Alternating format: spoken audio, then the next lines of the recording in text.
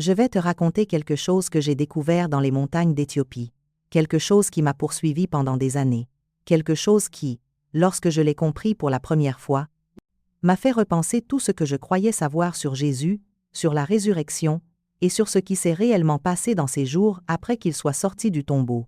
C'était en 1998. J'étais à Addis-Abeba, la capitale de l'Éthiopie, en train de faire des recherches pour ce qui allait devenir l'un de mes livres les plus controversés. Un contact m'avait dit que, dans les monastères orthodoxes éthiopiens, il existait des textes anciens, des textes que Rome n'a jamais vus. Des textes qui racontent une histoire très différente de ce que Jésus a fait et dit après la résurrection. Ce ne sont pas les mêmes évangiles que tu connais, Juan, m'a dit mon contact, un prêtre éthiopien qui avait étudié en Europe, mais qui était retourné dans sa terre. Dans ta Bible, Jésus apparaît brièvement, dit quelque chose et monte au ciel. C'est vrai, ai-je acquiescé. Eh bien, a-t-il continué avec un sourire que je n'oublierai jamais, ce n'est pas toute l'histoire, même pas la moitié de l'histoire. Ainsi commença un voyage qui allait me conduire à des monastères creusés dans la roche, à des conversations avec des moines qui avaient mémorisé des textes vieux de plus de 1600 ans, à la lecture de manuscrits que l'Occident a décidé d'oublier. Et ce que j'y ai trouvé a tout changé, parce qu'il s'avère que Jésus ne s'est pas limité à des apparitions brèves après être ressuscité. Il a enseigné, averti, prophétisé, et ses paroles finales sont plus radicales, plus subversives, plus dérangeantes que tout ce que tu trouveras dans la Bible que tu as chez toi. Laisse-moi t'expliquer quelque chose que tu ne sais probablement pas. Si tu es chez toi, tu as peut-être une Bible de 66 à 73 livres, selon qu'elle est protestante ou catholique, peut-être 81 si tu as une Bible orthodoxe grecque. Mais sais-tu combien de livres compte la Bible orthodoxe éthiopienne? 81. Mais pas les mêmes 81. Ce sont des livres différents, des livres que tu ne verras jamais dans une Bible occidentale. Des livres qui ont été préservés dans la langue géé, l'ancienne langue liturgique de l'Éthiopie, copiés à la main par des moines, génération après génération. Et parmi ces livres, il y en a plusieurs qui racontent ce que Jésus a dit et enseigné après la résurrection. Pas les brèves apparitions des évangiles canoniques, non. 40 jours entiers d'enseignements intensifs. Et sais-tu pourquoi l'Occident n'a pas ces textes? Parce que l'Éthiopie s'est isolée géographiquement, politiquement, ecclésiastiquement, au moment où l'Empire romain a embrassé le christianisme au IVe siècle. Quand les conciles ont commencé à décider ce qui était orthodoxe et ce qui était hérétique, quand Rome et Constantinople ont commencé à éditer et à censurer, l'Éthiopie était trop loin, trop bien protégée par les montagnes et les déserts, trop solidement enracinée dans sa propre tradition. Ainsi, tandis que le reste du monde chrétien brûlait des textes et interdisait des évangiles, les moines éthiopiens continuaient à tout copier. Les textes mystiques, les textes apocalyptiques, les textes dérangeants, les textes qui présentaient un Jésus plus radical que Rome ne voulait bien l'admettre. Je dois t'emmener avec moi à cette nuit-là. C'était 3 jours après mon arrivée en Éthiopie. Mon contact avait obtenu la permission de me faire visiter l'un des monastères les plus anciens et les plus isolés du pays, Debre Damo. Ce monastère est construit au sommet d'une montagne de roches plates à environ 2000 mètres de hauteur, et il n'y a qu'une seule façon de monter, il te tire avec une corde. Oui, littéralement, ils attachent une corde couleur chameau autour de ta poitrine et les moines te hissent depuis le haut. Il y a 15 mètres de parois verticales. Et pendant que tu montes en te balançant contre la roche, en priant pour que la corde ne se rompe pas, tu as beaucoup de temps pour te demander pourquoi, au nom du ciel, tu as décidé de faire ça. Mais je suis arrivé au sommet, et ce que j'ai vu m'a coupé le souffle, non à cause du danger que je venais de courir mais à cause de ce qui se trouvait là. Un complexe d'églises et de cellules monastiques datant du VIe siècle, des murs de pierre usés par 1500 ans de vent et de pluie. Et à l'intérieur de l'église principale, protégée dans des coffres en bois sculptés, il y avait des Bibles manuscrites sur parchemin de peau de chèvre, vieilles de plus de 1000 ans. L'abbé du monastère, un vieillard à la barbe blanche jusqu'à la poitrine, m'a accueilli avec une hospitalité que je ne méritais pas. Il m'a donné du thé, du pain injera, et, ensuite, avec une cérémonie presque irrévérencieuse, il a sorti l'un des manuscrits.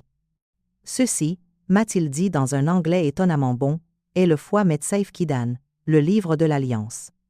Il consigne les paroles de Jésus-Christ à ses disciples après qu'il s'est relevé d'entre les morts. Lazélé. Il a ouvert le manuscrit.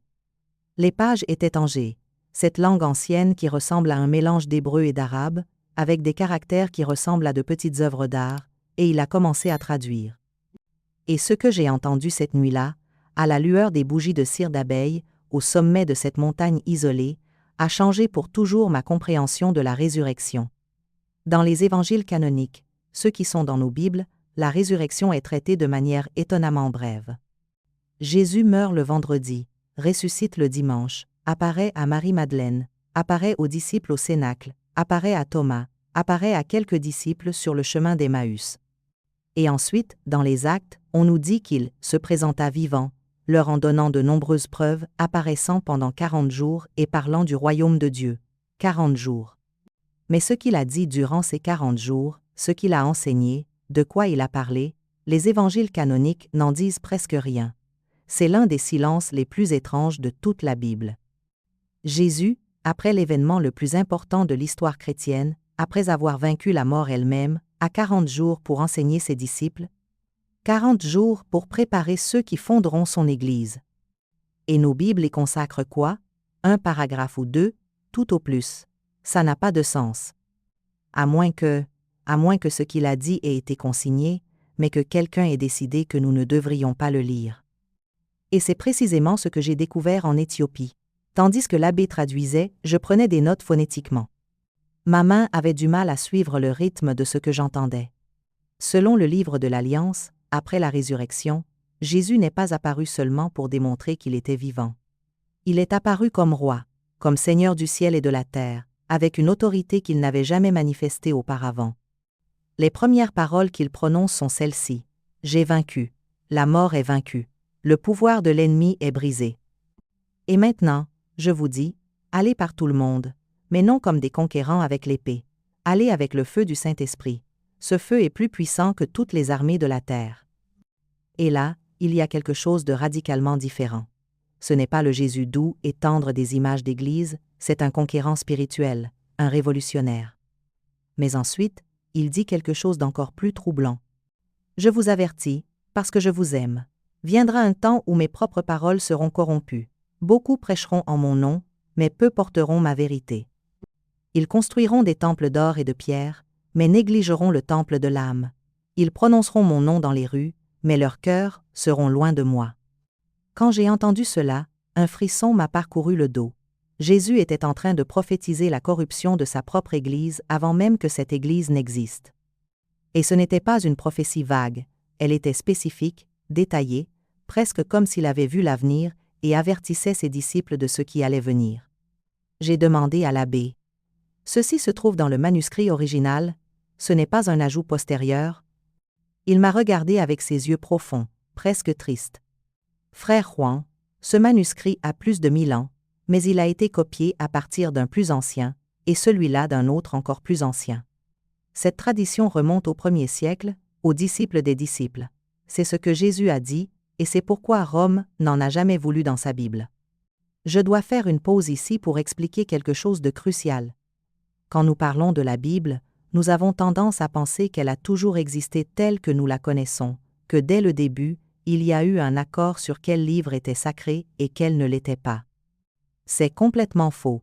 Pendant les premiers siècles du christianisme, il y avait des dizaines, peut-être des centaines d'évangiles, de lettres, d'apocalypses, d'enseignements qui circulaient.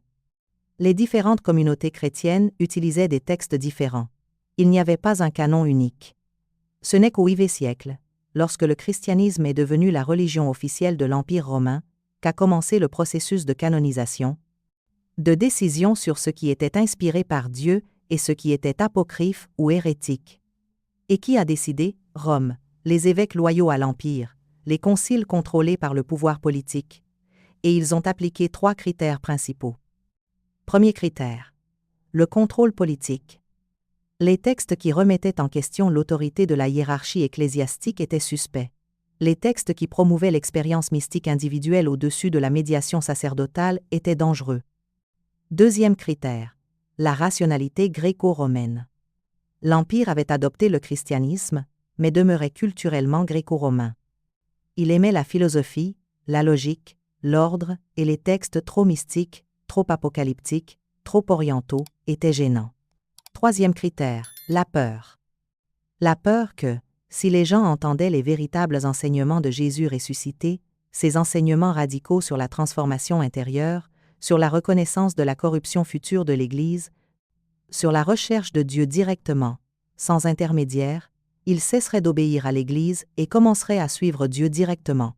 Et cela, pour Rome, était inacceptable. Alors, qu'ont-ils fait? Ils ont édité, censuré, et, lorsque la censure ne suffisait pas, brûlé. Ils ont détruit des bibliothèques entières, persécuté des communautés chrétiennes qui refusaient d'adopter le canon officiel, mais ils ne purent atteindre l'Éthiopie. Les montagnes étaient trop hautes, le désert trop vaste, et l'ancienne Église éthiopienne trop enracinée pour être intimidée. Ainsi, tandis que Rome brûlait des textes, l'Éthiopie les préservait. Cette nuit-là, à Dèbre d'Amo, l'abbé a continué de traduire, et nous sommes arrivés à une section qui m'a fait dresser les cheveux sur la tête. Selon le livre de l'Alliance, Jésus parla longuement de son retour, de la fin des temps, mais pas de façon vague et symbolique comme dans l'Apocalypse de Jean. C'était spécifique, détaillé, et inquiétant de pertinence pour notre époque. Vous reconnaîtrez le temps de la fin à ces signes. Les nations se battront entre elles sans raison. La sagesse sera méprisée et la folie célébrée. Les liens familiaux se briseront. Le fils trahira le père, la fille la mère. Des mensonges seront proclamés comme vérité depuis les lieux élevés, et la vérité sera ensevelie dans le silence. Je cessais d'écrire. Je regardais l'abbé. Ça ressemble exactement à aujourd'hui. Il acquiesça lentement. C'est pourquoi cela ne me surprend pas que tu sois venu maintenant. Beaucoup viennent chercher ces textes, comme s'ils sentaient que le moment est venu pour ces paroles de sortir à la lumière. Jésus continue dans le texte. Mais le signe le plus grand sera celui-ci. Lorsque mon peuple ne reconnaîtra plus ma voix, lorsqu'ils invoqueront mon nom sans me connaître, lorsqu'ils construiront des monuments à ma mémoire, mais ignoreront ma présence, alors vous saurez que l'obscurité est tombée. Et voici la partie qui me brise le cœur chaque fois que je la lis. Bienheureux ceux qui souffrent pour mon nom, non en parole, mais dans le silence. Car je suis avec eux dans les lieux que nul homme ne voit, dans les prisons cachées, dans les pleurs de minuit, dans la solitude du rejeté. Là je suis, et là est ma gloire, non dans vos cathédrales. Ce n'est pas le Jésus des prédications télévisées. Ce n'est pas le Jésus de la théologie de la prospérité. C'est le Jésus des oubliés, des invisibles, de ceux qui souffrent en secret. Le lendemain, l'abbé m'emmena voir l'un des moines les plus anciens du monastère. Cet homme, dont je ne peux révéler le nom par promesse, avait passé 60 ans de sa vie à copier des manuscrits. 60 ans, toute sa vie adulte consacrée à la préservation de ces textes. Il parlait très peu. Lorsque tu lui posais une question, il pouvait s'écouler de longues minutes avant qu'il ne réponde, mais lorsqu'il parlait, chaque mot pesait comme de l'or. Je lui ai demandé: « Père, pourquoi l'Occident n'a-t-il pas ces textes? Pourquoi ne sont-ils pas dans nos Bibles ?» Il m'a regardé avec ses yeux profonds, voilés par l'âge, mais brillants d'intelligence. « Parce que vos pères dans la foi ont craint la vérité. Ils ont craint ce que Jésus a réellement dit. Ils ont craint que, si le peuple le savait, il ne puisse plus le contrôler. » Le contrôler, qu'a-t-il dit de si dangereux? Ai-je demandé. Il a souri, un sourire triste. Que Dieu n'est pas dans les bâtiments, que les prêtres ne sont pas nécessaires, que chaque personne peut trouver Dieu directement, que l'Église institutionnelle se corrompra, que le vrai christianisme vivra aux marges, non au centre du pouvoir. Il fit une pause, puis ajouta quelque chose que je n'oublierai jamais. Vos dirigeants religieux ont construit des empires. Jésus a appelé ses disciples à être des esclaves. Vos dirigeants ont accumulé l'or. Jésus leur a dit de se dépouiller de tout. Vos dirigeants ont recherché des palais. Jésus leur a dit de vivre dans les montagnes et les déserts. Comment auraient-ils pu inclure ces textes et conserver leur pouvoir? Au cours de ma 2e semaine en Éthiopie, on m'emmena dans un autre monastère, celui-ci dans l'ancienne ville d'Aksum. Là, on me montra un autre texte clé, la foi didascalia, ou les instructions. Ce texte existe en version plus courte dans d'autres traditions chrétiennes, mais la version éthiopienne est bien plus étendue et bien plus radicale. La didascalia présente les instructions de Jésus sur la manière dont ses disciples doivent vivre après son départ. Et ce ne sont pas des instructions spirituelles abstraites, elles sont pratiques, concrètes, révolutionnaires. Vivez dans une simplicité radicale. Jeûnez et priez. Ne vous alliez pas aux rois corrompus ni aux marchands, car ils bâtissent leur richesse sur le sang des pauvres. Ne soyez pas comme les scribes du futur, qui porteront des vêtements blancs, mais dévoreront les maisons des veuves, qui porteront des titres sacrés, mais auront des cœurs de pierre. En lisant cela, je n'ai pas pu m'empêcher de penser à l'histoire de l'Église catholique, aux papes qui vivaient comme des empereurs, aux évêques qui possédaient des armées, aux croisades, à l'Inquisition, à la vente des indulgences. Jésus avait vu venir cela. Il l'avait prophétisé et mis en garde contre cela. Mais la partie la plus explosive de la didascalia vient ensuite. Dans les derniers jours, ma voix se lèvera à nouveau des lieux les moins attendus, des déserts, des montagnes, des fils d'esclaves. Mon esprit parlera, et ceux qui ont des oreilles pour entendre l'entendront. Ne cherchez pas ma voix dans les palais d'or, cherchez-la dans les lieux oubliés, car c'est là que j'ai toujours été. Te rends-tu compte à quel point c'est radical? Jésus est en train de dire que sa vérité ne viendra pas de la structure institutionnelle de l'Église, mais des marges, des exclus, de ceux que le pouvoir religieux a rejetés. Il dit que l'institution n'est pas le christianisme, que le véritable évangile vivra en dehors des murs des cathédrales. Je dois te raconter quelque chose qui m'est arrivé, quelque chose que je n'ai même pas inclus dans mes livres publiés. Pourquoi? Parce que je ne sais pas si les gens y croiraient, mais c'est important pour comprendre pourquoi ces textes me touchent autant. C'était ma dernière nuit à Aksum. J'étais logé dans une chambre simple, dans l'enceinte du monastère. Je n'arrivais pas à dormir. Mon esprit tournait autour de tout ce que j'avais lu, de toutes ces révélations. Je me suis levé, et je suis sorti me promener. Il était passé minuit. Le ciel était incroyablement clair. On voyait la Voie lactée dans toute sa gloire. Et soudain, je ne sais comment l'expliquer, j'ai senti une présence. Ce n'était pas effrayant, c'était écrasant, comme si tout le poids de l'univers se concentrait à cet instant, en ce lieu. Et j'ai entendu des paroles, non avec mes oreilles, mais avec quelque chose de plus profond, avec l'âme. Je suppose que tu es venu chercher ce qui a été oublié. Maintenant, tu dois décider ce que tu feras de ce que tu as trouvé. Je suis resté paralysé. Je ne pouvais pas bouger un muscle. Beaucoup voudront te faire taire, beaucoup diront que tu mens. Mais tu sais ce que tu as vu, tu sais ce que tu as lu. La question est, auras-tu le courage de le dire? Et puis, aussi soudainement qu'elle était venue, la présence est partie. Je suis resté là, sous les étoiles, tremblant, non de froid, mais de quelque chose de plus profond. Cette expérience m'a marqué parce qu'elle m'a fait comprendre que ces textes ne sont pas seulement des documents historiques curieux, ils sont dangereux, puissants, et quelqu'un ne veut pas que tu les connaisses. Maintenant, laisse-moi reconstruire ce que les textes éthiopiens nous disent sur ces 40 jours après la résurrection. Dans les Bibles occidentales, le livre des Actes dit brièvement. Il se présenta vivant avec de nombreuses preuves incontestables, apparaissant pendant 40 jours et parlant du royaume de Dieu. Une seule phrase. Mais selon les manuscrits éthiopiens, ces 40 jours furent une période d'enseignement intensif. C'était comme si Jésus avait donné un cours accéléré de vérités spirituelles qu'il n'avait pas pu enseigner avant sa mort. Pourquoi ne les avait-il pas enseignés auparavant? Parce que ses disciples n'étaient pas prêts.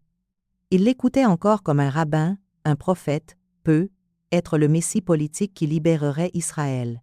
Mais après la résurrection, tout avait changé. Maintenant, ils avaient devant eux quelqu'un qui avait vaincu la mort, qui était passé de l'autre côté et en était revenu. Maintenant, ils étaient prêts pour des vérités plus profondes. Et Jésus a profité de ces 40 jours pour révéler ce que les textes appellent les rouleaux célestes, des connaissances sur la structure de l'univers spirituel, sur les anges et les démons, sur l'architecture de l'âme humaine. Dans l'un des manuscrits que j'ai pu photographier avec une permission spéciale, après avoir promis de l'utiliser uniquement pour la recherche académique, il y a une section fascinante qui décrit comment Jésus expliqua la réalité spirituelle à ses disciples. Selon le texte, Jésus dit « Si vos yeux étaient vraiment ouverts, vous verriez que des anges marchent avec vous, que des démons murmurent à votre oreille, et que chaque pensée que vous avez construit une échelle vers le ciel ou vers l'abîme. Chaque pensée compte, chaque moment de conscience est en train de construire votre éternité. C'est extraordinaire pour plusieurs raisons. D'abord, parce que cela se relie à ce que les pères du désert enseigneraient des siècles plus tard. Ces moines radicaux qui sont partis vivre dans le désert d'Égypte aux 3 et V siècles ont développé toute une science des pensées. Ils enseignaient que chaque pensée a une origine divine, humaine ou démoniaque, et qu'apprendre à discerner cette origine était la clé de la vie spirituelle. D'où ont-ils tiré cet enseignement? De ces traditions sur ce que Jésus a enseigné après la résurrection? Ensuite, parce que cela ressemble de manière frappante à ce que la neuroscience moderne découvre, que nos pensées recablent littéralement notre cerveau, que chaque pensée renforce certains circuits neuronaux et en affaiblit d'autres, que nous sommes littéralement en train de construire notre esprit à chaque moment de conscience. Jésus le savait il y a 2000 ans. Mais il y a plus. Le texte continue. Les anges ne sont pas ce que vous pensez. Ce ne sont pas des enfants avec des ailes, ce sont des intelligences, des forces, des aspects de la volonté divine. Certains sont assignés aux nations, d'autres aux individus. Et oui, certains sont tombés, se sont rebellés et travaillent maintenant à détourner votre esprit de Dieu. Les démons ne peuvent pas vous forcer, ils ne peuvent que suggérer, murmurer, tenter. Leur pouvoir réside uniquement dans votre croyance. Si vous leur donnez de l'attention, si vous leur accordez du crédit, vous leur donnez pouvoir sur vous. Mais si vous reconnaissez leurs murmures pour ce qu'ils sont, ils n'ont aucun pouvoir. C'est une psychologie spirituelle incroyablement sophistiquée, et elle a été enseignée il y a 2 millénaires. Mais peut être l'enseignement le plus profond que Jésus ait transmis, selon ces textes, concerne la nature même de l'âme humaine. Dans un passage qui m'a fait m'arrêter et relire 3 fois, Jésus dit « Votre corps est un temple. Oui, mais vous ne comprenez pas ce que cela signifie. Ce n'est pas seulement une métaphore. Votre corps est littéralement un espace sacré où le divin et le matériel se rencontrent. Vous avez 3 niveaux, corps, âme, esprit. Le corps est terre, il retournera à la terre. L'âme est votre esprit psychique, vos émotions, votre volonté. Elle peut s'élever ou tomber. Et l'esprit est le souffle de Dieu en vous. Il est indestructible, il est éternel, c'est ma propre présence en vous. L'œuvre de votre vie est d'aligner ces 3-là. Lorsque le corps obéit à l'âme, et l'âme obéit à l'esprit, et que l'esprit repose dans le Père, alors vous êtes ce pourquoi vous avez été créés, des images de Dieu marchant sur la terre. Ce n'est pas de la théologie abstraite, ce sont des instructions pratiques. Et ensuite vient la partie qui m'a brisé. Quand vous prierez, ne priez pas seulement avec la bouche, que votre corps devienne une prière vivante, que votre respiration me loue, que votre silence parle plus fort que les sermons. Ce n'est pas de la religion, c'est une révolution. Jésus est en train de dire que la vraie spiritualité ne se trouve pas dans les mots, ni dans les rituels extérieurs, mais dans la transformation complète de l'être, corps, âme et esprit, convertis en un seul acte d'adoration vivante. Je peux maintenant répondre à la question que beaucoup se poseront. Pourquoi l'Église occidentale a-t-elle rejeté ces textes? J'ai identifié 3 raisons principales. Première raison, le contrôle politique et ecclésiastique. Ces textes donnent du pouvoir à l'individu. Ils lui disent qu'il peut trouver Dieu directement, qu'il n'a pas besoin d'un prêtre comme intermédiaire, que le véritable temple se trouve en lui. Peux-tu imaginer ce que cela signifie pour une institution dont le pouvoir se fonde précisément sur le fait d'être l'intermédiaire nécessaire entre Dieu et l'humanité? L'Église catholique a développé tout un système sacramentel dans lequel tu as besoin d'un prêtre pour presque tout. Pour le baptême, pour la confession, pour la communion, pour le mariage, pour l'extrême-onction. Mais si Jésus a réellement enseigné que tu peux trouver Dieu directement, que ton propre corps est le temple, que ta propre conscience est l'autel, de quoi as-tu besoin de l'institution? C'est pourquoi ces textes étaient dangereux. Ils minaient le fondement même du pouvoir ecclésiastique. Deuxième raison, le mysticisme dérangeant. Les textes éthiopiens sont remplis de visions, d'expériences mystiques, d'anges et de démons, de batailles spirituelles. Pour la mentalité gréco-romaine, c'était embarrassant, trop oriental, trop expérientiel, pas assez philosophique. Rome voulait un christianisme qui puisse être présenté au forum, débattu avec les philosophes stoïciens et platoniciens, qui ait l'air respectable et rationnel. Un christianisme d'extase mystique, de visions apocalyptiques, de guerres spirituelles invisibles ne rentrait pas dans cette image. Ils l'ont donc édité, adouci, rendu plus respectable. Troisième raison, les prophéties sur la corruption de l'Église. C'est la plus gênante. Jésus, dans ses textes, avertit explicitement que sa propre Église se corrompra, qu'il viendra un temps où les gens prononceront son nom sans le connaître, où ils construiront des cathédrales mais ignoreront le temple intérieur, où des leaders religieux vivront dans le luxe, tandis que les pauvres souffrent. Comment une institution pourrait-elle inclure dans son canon des textes qui prophétisent sa propre corruption? Elle ne le peut pas. Ces textes devaient donc disparaître. Avant de quitter l'Éthiopie, j'ai eu une dernière conversation avec ce vieux moine copiste. « Père, lui ai-je dit, j'ai lu ces textes, j'ai pris des notes, j'ai photographié des pages, mais lorsque je retournerai en Occident, qui me croira? Ils diront que c'est de la fantaisie, que ce sont des textes apocryphes sans valeur. » Il m'a regardé avec ce regard pénétrant. « Frère, la vérité n'a pas besoin qu'on croie en elle. La vérité existe indépendamment de la croyance. Nous avons gardé ces textes pendant 6 siècles. Nous les avons copiés de nos propres mains. Certains de mes frères sont morts pour les préserver. Pourquoi? Pas pour le pouvoir, nous n'avons pas de pouvoir. Pas pour l'argent, nous sommes pauvres. Nous l'avons fait parce qu'ils sont vrais, parce que ce sont les paroles de notre Seigneur et parce que nous savions qu'il viendrait un jour où le monde en aurait besoin. » Il fit une pause, ses yeux se mouillèrent. Et je crois que ce jour est arrivé. Balissé. Je veux revenir à l'une des prophéties les plus marquantes de ces textes, parce que je crois que nous la vivons en ce moment même. Selon le livre de l'Alliance, Jésus a dit « Viendra un temps où mon nom sera vendu, où mon visage sera repeint pour satisfaire les puissants, où mes paroles seront réécrites pour justifier ce que j'ai condamné. Vous verrez des temples magnifiques construits en mon nom, mais je n'y serai pas.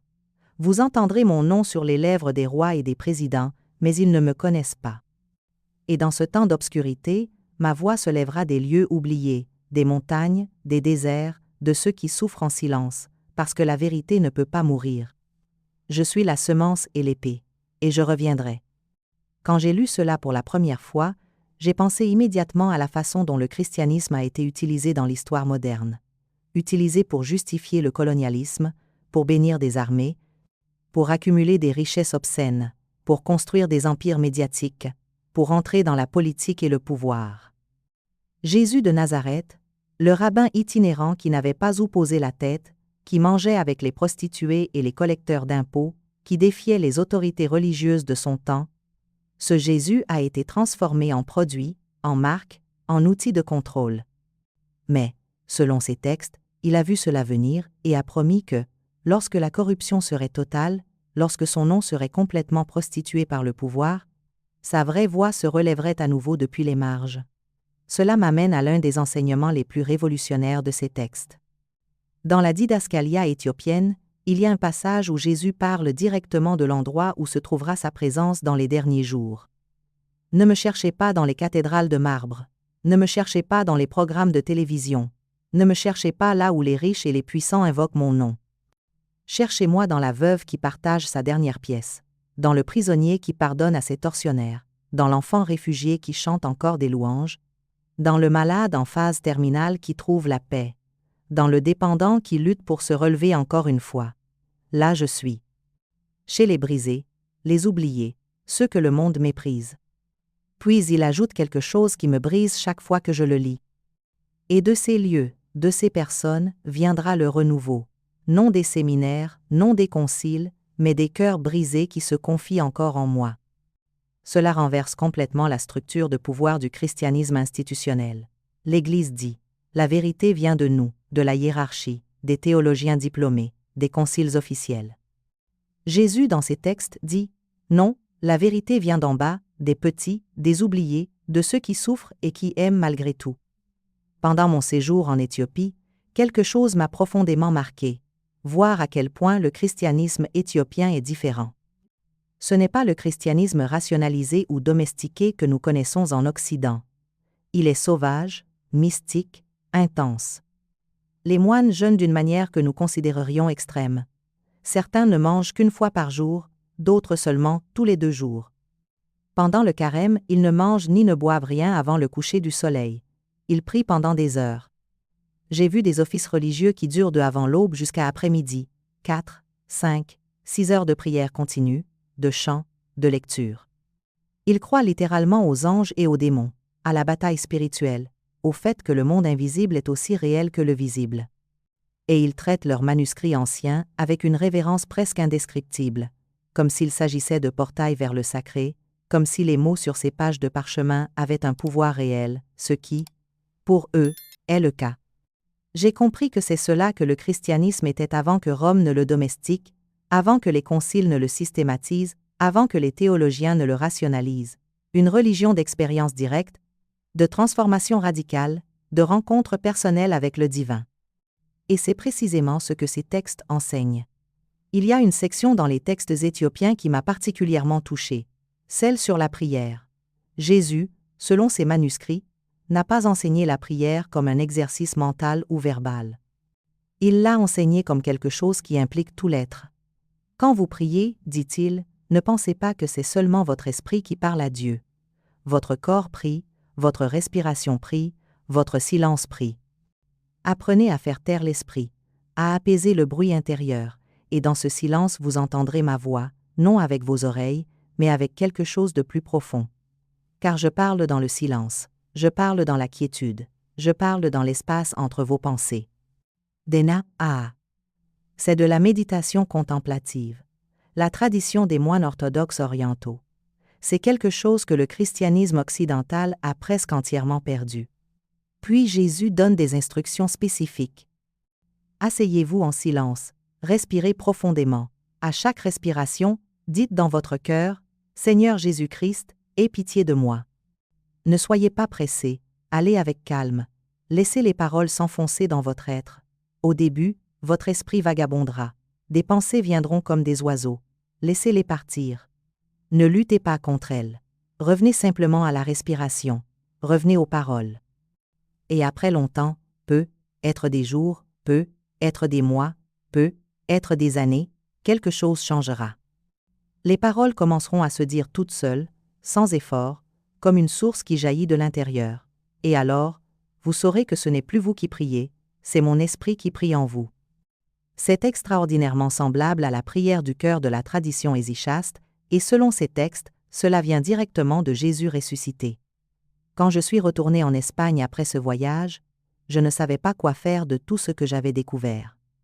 J'avais des notes, des photographies, des enregistrements audio, des traductions de l'abbé, mais comment présenter tout cela? Qui me croirait? J'ai essayé d'en parler à quelques collègues universitaires. La majorité s'est montrée sceptique. Texte apocryphe, disait-il, sans valeur historique réelle. J'ai essayé de parler à des responsables religieux. Certains se sont montrés intéressés, d'autres clairement mal à l'aise. L'un m'a dit franchement, « Juan, il vaut mieux laisser ces choses tranquilles. Nous ne voulons pas troubler les gens. Nous ne voulons pas troubler les gens. » Cette phrase dit tout. La vérité trouble, la vérité dérange. Mieux vaut garder les gens dans une version simple, contrôlable, domestiquée du christianisme. Mais je ne pouvais pas laisser cela en paix, parce que ces paroles, ces enseignements m'avaient changé, et je sentais, comme cette nuit sous les étoiles à Aksum, que j'avais la responsabilité de les partager. Il y a une autre prophétie dans ces textes qui est devenue douloureusement actuelle. Jésus, selon le livre de l'Alliance, a averti. Viendra un temps où mes paroles seront réécrites, où ceux qui ont du pouvoir décideront ce qui sera retenu de moi et ce qui sera oublié. Ils diront qu'ils le font pour protéger la foi, pour maintenir l'unité, pour éviter l'hérésie, mais en vérité, ils le feront pour protéger leur pouvoir.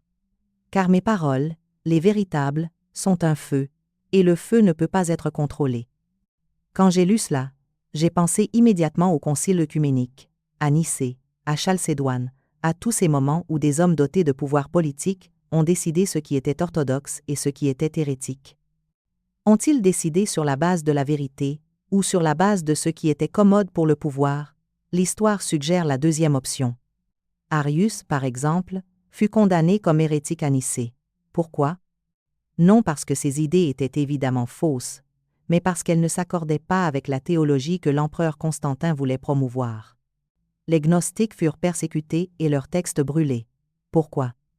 Non parce qu'ils n'avaient pas de tradition ancienne ou d'enseignement profond, mais parce qu'ils remettaient en cause l'autorité de la hiérarchie naissante. L'histoire est écrite par les vainqueurs, et la théologie par ceux qui détiennent le pouvoir. Mais Jésus, dans ses textes éthiopiens, avertit que cela arrivera, et promet que la vérité ne peut pas être détruite définitivement. La vérité est comme une semence, dit-il. Vous pouvez l'enterrer, vous pouvez la piétiner, mais au temps fixé, elle germera à nouveau. Il y a une phrase dans la didascalia qui me poursuit constamment.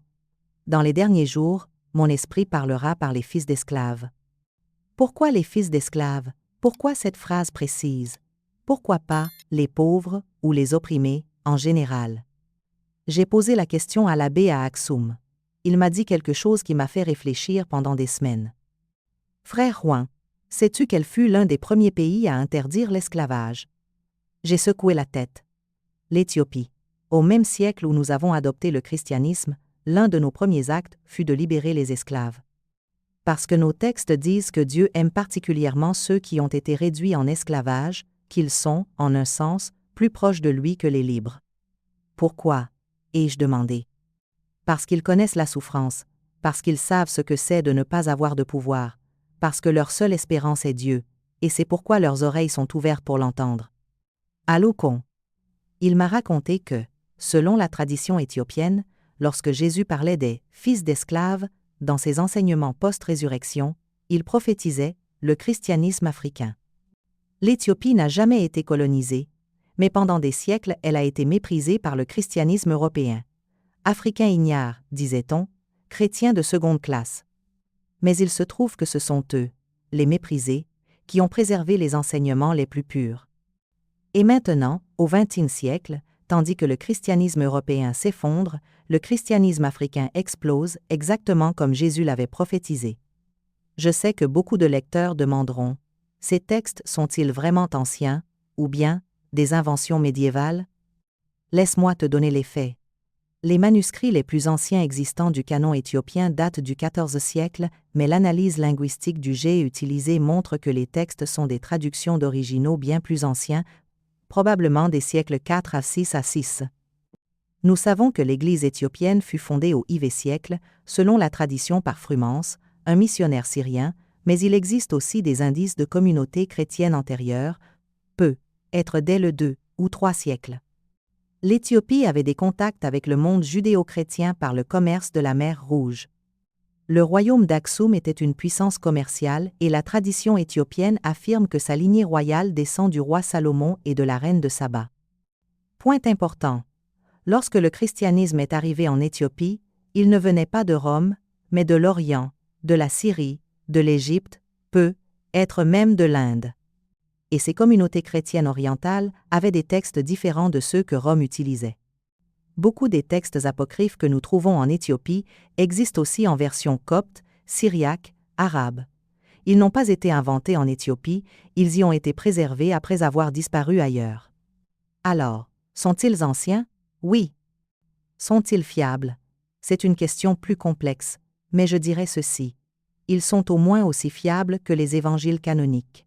Sur quoi repose la fiabilité des évangiles canoniques?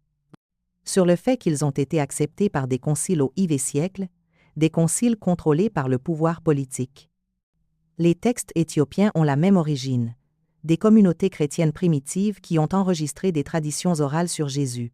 La différence, c'est que Rome les a rejetés et que l'Éthiopie les a préservés. Qui avait raison? Chacun doit en juger. J'ai intitulé cette section « Le Christ caché », parce que c'est ce que ces textes révèlent, un Jésus qu'on nous a caché. Pas complètement caché, bien sûr. Les évangiles canoniques sont authentiques. Ils contiennent des vérités profondes, mais ils sont incomplets, édités, filtrés à travers la lentille de ce que Rome jugeait acceptable. Les textes éthiopiens nous donnent un Jésus plus complet, plus complexe, plus exigeant. Un Jésus qui non seulement est mort pour nos péchés, bien que cela soit également vrai, mais qui est ressuscité pour nous enseigner comment vivre à un niveau complètement différent de conscience. Un Jésus qui n'a pas seulement parlé d'amour en termes généraux, mais qui a donné des instructions spécifiques sur la façon de transformer le corps, l'âme et l'esprit. Un Jésus qui non seulement a promis son retour, mais a averti de la corruption spécifique que son Église subirait, et a promis que le renouveau viendrait des marges, non du centre. C'est le Jésus que Rome ne voulait pas que nous connaissions, parce que ce Jésus est incontrôlable. Plus de 25 ans se sont écoulés depuis ce premier voyage en Éthiopie. J'y suis retourné 3 fois. J'ai poursuivi mes recherches. J'ai comparé les textes éthiopiens à d'autres textes apocryphes d'autres traditions, et je suis arrivé à plusieurs conclusions. Première conclusion. La Bible que nous avons en Occident est incomplète. Elle n'est pas fausse, mais elle est éditée, censurée. Des choses importantes ont été laissées de côté. Deuxième, les enseignements post-résurrection de Jésus furent beaucoup plus étendus et plus profonds que ce que suggèrent les évangiles canoniques. Ces 40 jours furent cruciaux, et nous avons accès à ce qui y fut enseigné, si nous sommes disposés à chercher en dehors du canon officiel. Troisième, Jésus a prophétisé la corruption de sa propre Église. C'est gênant, mais c'est présent dans de multiples textes de multiples traditions. Ce n'est pas une invention éthiopienne, c'est une partie de la tradition chrétienne primitive qui a été supprimée. Quatrième, le véritable christianisme n'est pas une religion institutionnelle, c'est une transformation personnelle. C'est une pratique spirituelle qui implique le corps, l'esprit et l'âme. C'est un chemin de rencontre directe avec le divin. Cinquième, et plus important, la vérité n'a pas besoin de la permission de Rome pour être vraie. L'Église catholique n'a pas le monopole de la vérité chrétienne, ni aucune autre institution. La vérité se trouve là où tu la trouves, dans les cathédrales parfois, mais aussi dans les monastères de montagne en Éthiopie, dans les textes que Rome a rejetés, dans les cœurs des marginalisés qui croient encore. Jésus, selon ces textes, a terminé ses enseignements post-résurrection par une promesse et un appel. La promesse. Je ne vous laisserai pas orphelins. Mon esprit sera avec vous toujours. Dans les moments d'obscurité la plus profonde, lorsque vous aurez l'impression d'être complètement seul, cherchez-moi au plus profond de votre être. Là je suis, j'y ai toujours été. Et l'appel? Maintenant je vous envoie, non comme des brebis innocentes, mais comme des serpents sages et des colombes pures. Le monde vous haïra comme il m'a haï, il vous persécutera comme il m'a persécuté, mais ne craignez pas, car j'ai vaincu le monde. Allez, enseignez, non depuis des chairs d'or, mais avec votre vie. Que votre existence soit le sermon, que votre amour soit la preuve, que votre paix au milieu de la souffrance soit le témoignage. Et dans les derniers jours, quand tout semblera perdu, lorsque mon nom sera profané par ceux qui prétendent me suivre, cherchez ma voix dans les lieux oubliés, car c'est là que j'ai toujours été, et c'est là que je serai toujours. Je termine ce texte par un avertissement et une invitation. L'avertissement. Une fois que tu connais ces informations, tu ne peux plus faire comme si tu ne les connaissais pas. Tu ne peux plus revenir à l'innocence de croire que la Bible que tu as est complète, que l'Église institutionnelle a toutes les réponses, qu'il n'y a plus rien à découvrir. Tu as mangé de l'arbre de la connaissance, et comme Adam et Ève, tu dois maintenant décider que faire de cette connaissance. L'invitation, cherche par toi-même, ne te contente pas de ce que je dis, enquête, lis. Les textes éthiopiens sont en cours de traduction, ils sont disponibles. Cherche aussi les textes gnostiques, les évangiles apocryphes, les traditions mystiques du christianisme. Et surtout, cherche Jésus directement, non à travers l'institution, non à travers des intermédiaires. Directement, comme il l'a lui-même enseigné. Cherchez, et vous trouverez. Frappez, et l'on vous ouvrira. La porte est là, elle a toujours été là, il te suffit d'avoir le courage de la franchir. Et lorsque tu le feras, lorsque tu trouveras cette vérité qui te rend libre, souviens-toi, tu n'es pas le premier. Les moines d'Éthiopie t'ont précédé pendant 6 siècles, les pères du désert avant eux, les apôtres avant eux. Et avant tous, Jésus lui-même, sortant du tombeau au matin de Pâques, avec le feu dans les yeux et la vérité sur les lèvres. La vérité ne peut pas mourir. Elle est la semence et l'épée, et elle est en train de germer à nouveau, ici, maintenant, en cet instant. La question est, auras-tu le courage de la voir?